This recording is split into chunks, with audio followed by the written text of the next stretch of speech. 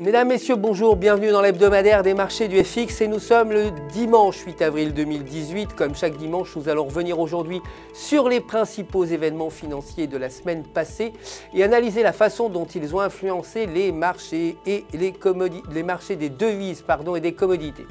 La paire euro-US$ a gagné 0,33% pour clôturer la semaine à 1,2281. La paire livre-US$ a augmenté de 0,64% pour terminer la semaine à 1,4092. Les débuts très attendus de Spotify à Wall Street ont débuté à 165,90$ l'action et ont connu une activité stable avant de fléchir plus tard dans la journée.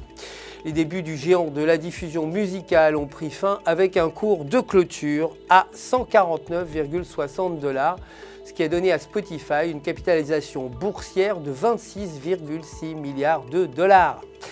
Le prix de l'action était 13% supérieur au prix de 132$ fixé par la bourse de New York. Si l'action Spotify augmente au cours des prochaines semaines, sa cotation directe pourrait devenir une voie pour toute une série de sociétés technologiques de plusieurs milliards de dollars que les investisseurs espèrent rendre publiques prochainement, y compris des sociétés comme Uber, Airbnb et Lyft.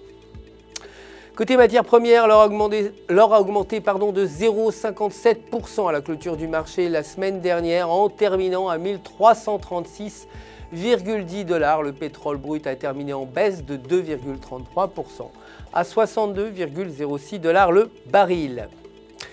Les Hongrois se rendent aux urnes aujourd'hui pour élire un nouveau Parlement.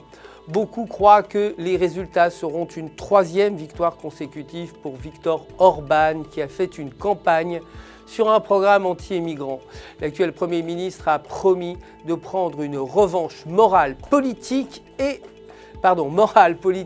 légale contre ceux qui s'opposent à son parti.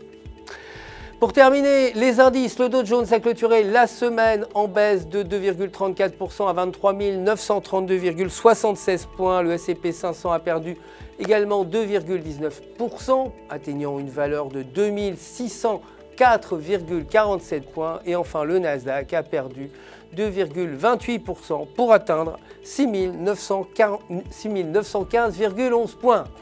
C'est la fin du résumé des événements financiers de la semaine passée. Je vous retrouve dès demain matin pour la suite de l'actualité des marchés au quotidien.